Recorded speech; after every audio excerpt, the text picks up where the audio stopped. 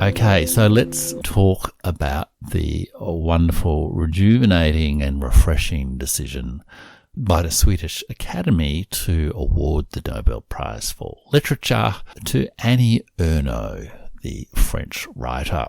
So on the evening of the 6th of October, I didn't do a live stream of the announcement, but I did do a live recording of my reaction to the announcement of the Nobel Prize for Literature. And initially, I was a little bit surprised and shocked that the Nobel Committee had chosen another European, Annie Ernaux. But that was perhaps a little bit shallow and callow of me, because as the announcement progressed, and as I began to learn more about Annie Ernaux, I think I discovered a writer who will be of interest to many listeners of the podcast, and a person of genuine, enduring significance.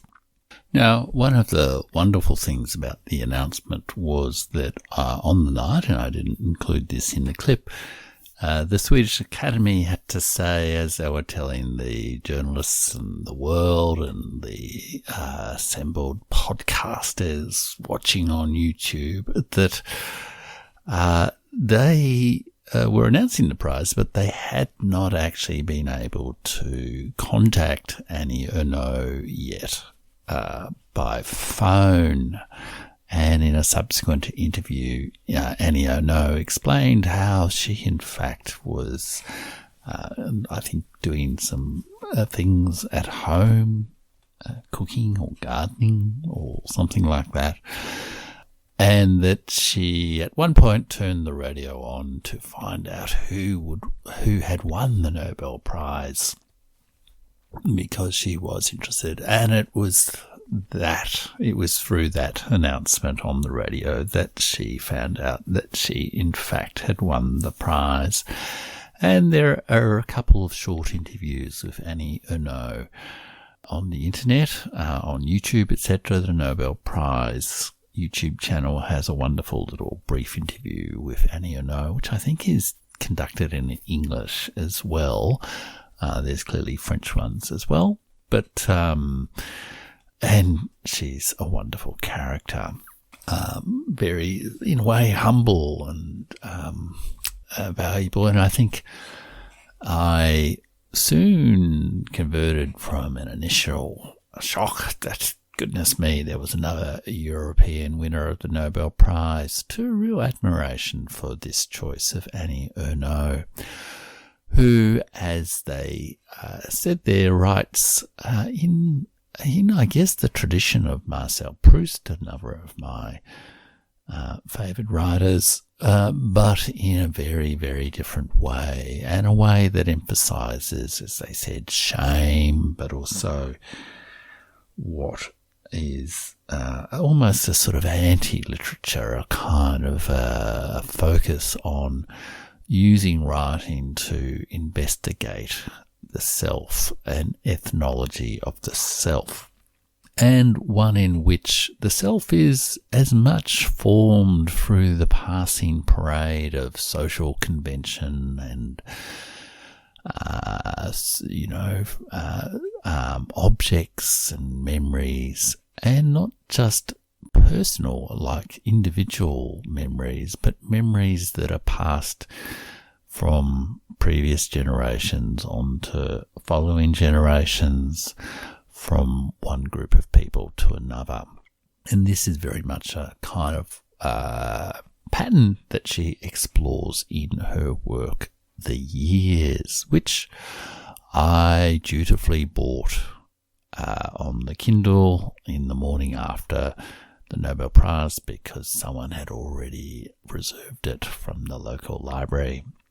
Now, in a piece on Radio France, which is in French, but you can do a kind of a machine translation, there's a bit of a good profile of Annie Ernaux, how she was born in 1940 in Lyon, and expressed in her literature her experience as a class defector from the family grocery store, to the aggregation of modern letters and bourgeois marriage.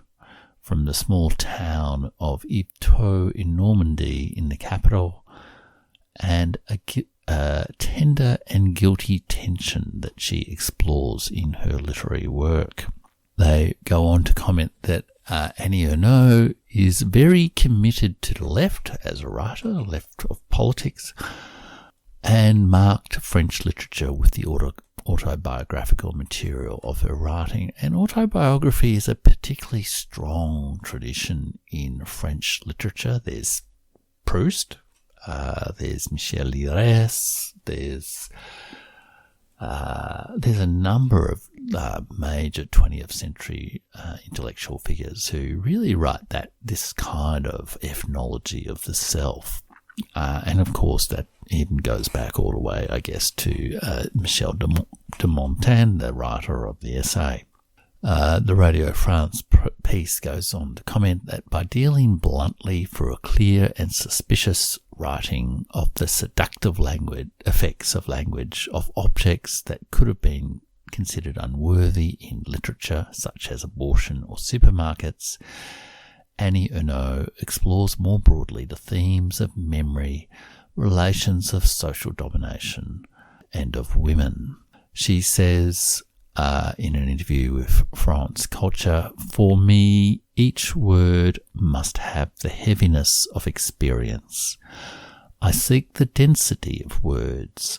Thanks to words, I try to thwart all this language that classifies and hierarchizes.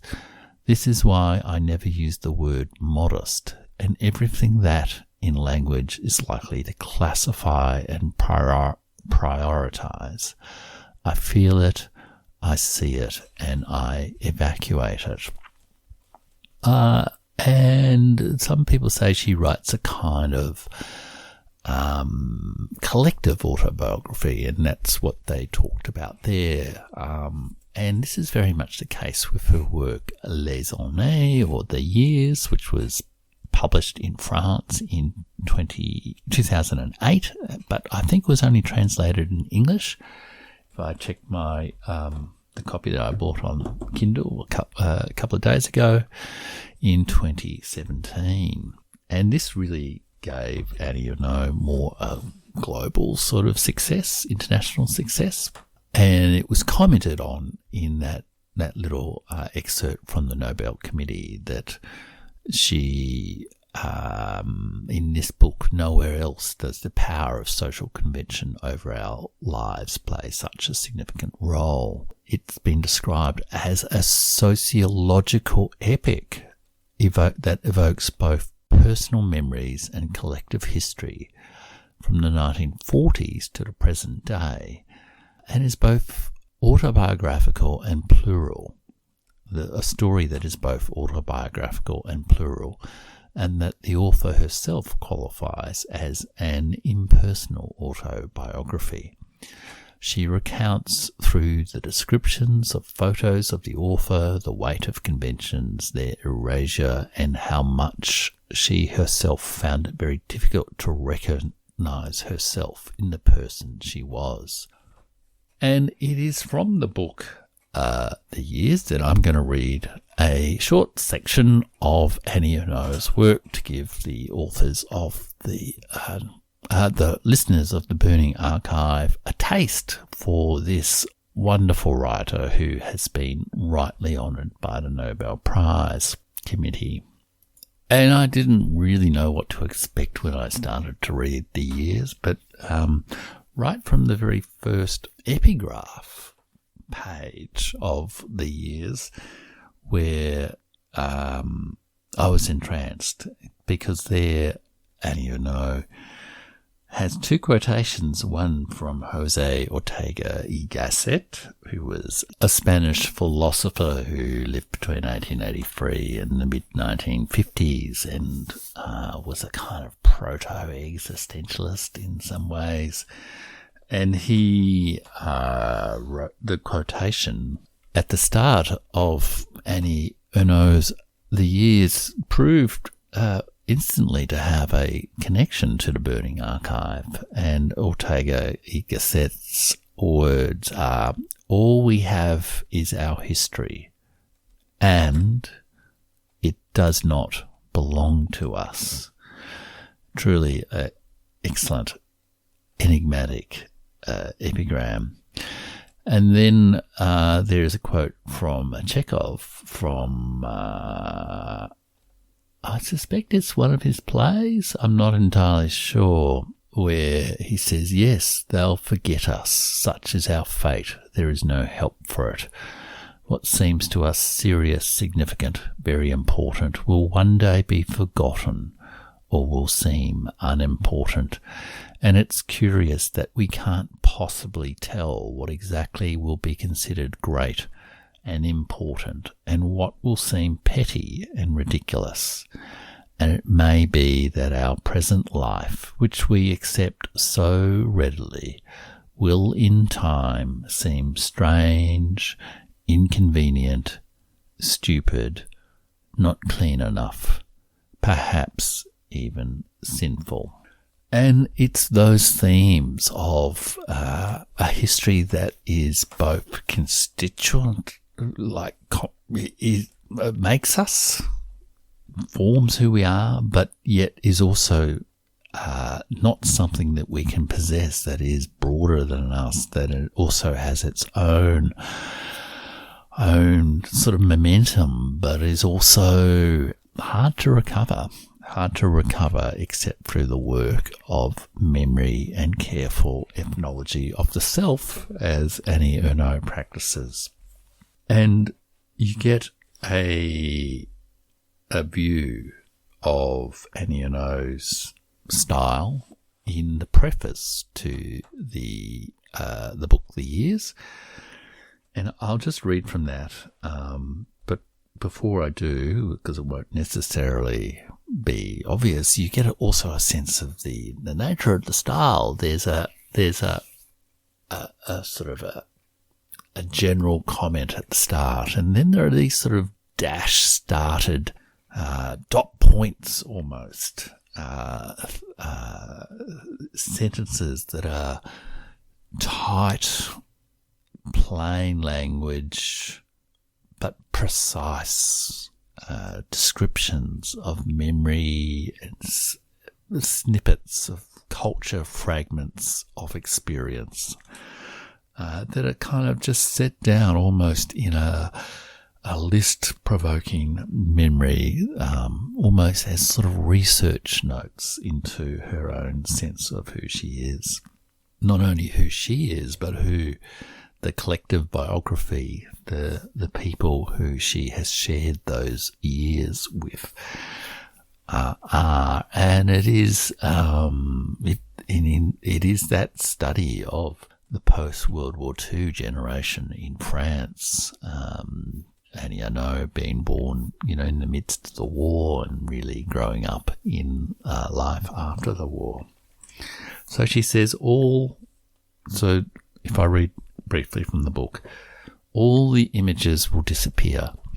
The woman who squatted to urinate in broad daylight behind the shack that served coffee at the edge of the ruins in Yvetot after the war, who stood skirts lifted to pull up her underwear and then return to the cafe. The tearful face of Alida Valli as she danced with George Wilson in the film The Long Absence. The man passed on a Padua sidewalk in the summer of 1990, his hands tied at the shoulders, instantly summoning the memory of thalidomide prescribed to pregnant women for nausea 30 years before, and of a joke people told later an expectant mother knits the baby's layette while gulping thalidomide pills at regular intervals. A row, a pill, a row, a pill. A friend says in horror, "Stop, don't you realise your baby may be born without arms?" And the other answers, "It's okay, I don't know how to knit sleeves anyway." Claude Pierre Plou, who leads a regiment of legionnaires, waving a flag in one hand and leading a goat with the other in a film with Les Chalots. The majesty of the elderly woman with Alzheimer's who wore a flowered smock like all the residents of the old folks' home, but with a blue shawl over her shoulders, tirelessly pacing the corridors, haughty like the Duchess of Guermantes in the Bois de Boulogne, and who made you think of Celeste Albaret as she appeared one night on television with Bernard Pivot. Duchess of Guermantes, just adding there, of course, is a reference to Proust's In Search of Lost Time.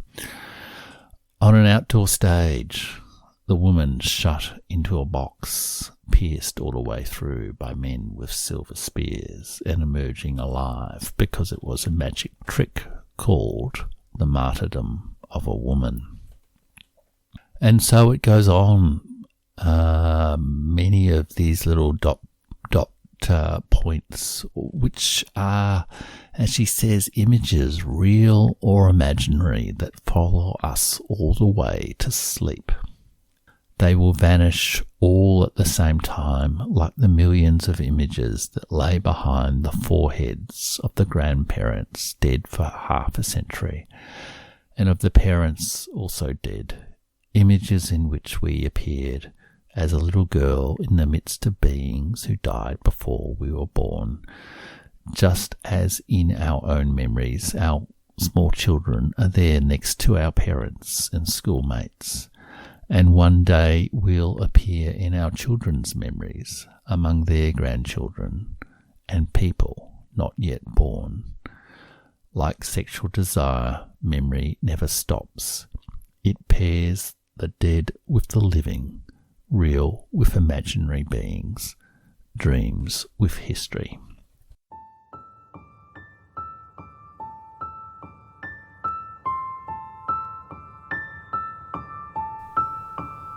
So one of the traditions of the Nobel Prize is that the winner delivers a lecture in Sweden on receipt of the prize, and this Nobel lecture is generally published, although there have been quite a few recipients who have either not delivered it in person or been unable to deliver it for one reason or another. But Annie Ernaux showed her integrity and did deliver the Nobel lecture. Let me just read two brief sections of that Nobel lecture as a way to sort of sign off on a fine winner of the Nobel Prize in 2022. She begins the lecture by saying, "Where to begin?" Obviously she wrote it in French, this is the English translation, but where to begin?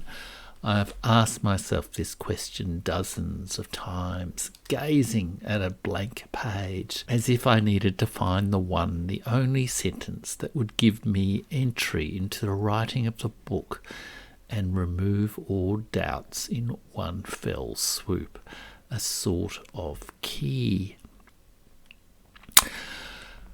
And she talks about her experience growing up as part of landless labourers, factory workers and shopkeepers, and how becoming a writer was for her a way of liberation and a way perhaps also to redress the social injustice linked to social class at birth. That was her sense of things. An individual victory, she writes, could erase centuries of domination and poverty, an illusion that school had already fostered in me by dint of my academic success. How could my personal achievement have redeemed any of the humiliations and offences suffered? And that desire to be authentic to that experience, I guess, shines through in Annie Ernaux's writing. And then towards the end of her lecture, she does say that she does not confuse the political action of literary writing subject to its reception by the reader with the positions I feel compelled to take with respect to events, conflicts and ideas. And she expresses concern that in today's world, where the multiplicity of information sources and the speed at which images flash past condition a form of indifference. To focus on one's art is a temptation. But meanwhile, in Europe, an ideology of withdrawal and closure is on the rise. She is concerned that this ideology requires a duty of extreme vigilance for me and all those for whom the value of a human being is always and everywhere the same. And so she sees her individual prize as a collective victory, something that she shares. I share the pride of it with those who, in one way or another, hope for greater freedom, equality and dignity for all humans, regardless of their sex or gender, the colour of their skin and their culture, and with those who think of future generations, of safeguarding an earth where a profit-hungry few make life increasingly unlivable for all populations. So thank you, Annie Ernaux, for your wonderful contribution to culture